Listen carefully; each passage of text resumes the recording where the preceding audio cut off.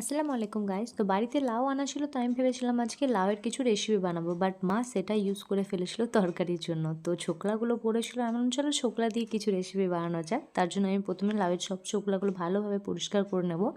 তারপরে আমি সমস্ত ছোকলাগুলো সিদ্ধ করতে বসাবো। হালকা সিদ্ধ হয়ে গেলে কড়াতে গরম তেল দেব ফোড়ন আমি কালো জিরা আর শুকনো লঙ্কা। ভালোভাবে নাড়াচাড়া করার পর লাউয়ের যে ছোকলাগুলো আছে ওগুলো আমি অ্যাড করে দেবো।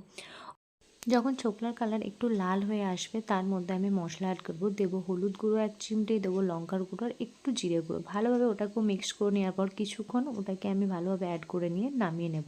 এরপরে আমার কিন্তু রেডি না, এরপর আমাকে করতে হবে বাটতে হবে। যেহেতু আমি একা ভিডিও করছিলাম সেটা আমি তোমাদেরকে দেখাতে পারিনি। তারপর সমস্ত মিক্সে ভালোভাবে আমি বেটে নিয়ে তারপরে ওর মধ্যে অ্যাড করব কাঁচা পেঁয়াজ, ধনেপাতা, লঙ্কা কুচি, উপর থেকে দেবো সর্ষের তেল অ্যান্ড তারপরে ভালোভাবে আমি ওটাকে মিক্স করবো। তাহলেই আমাদের ভর্তা রেডি, লাউয়ের ছোকলা ভর্তা। গরম গরম ভাতের সাথে একবার ট্রাই করে দেখো, বাড়িতে বোঝাই যাবে না এটা লাউয়ের ছোকলা দিয়ে বানানো। বাই।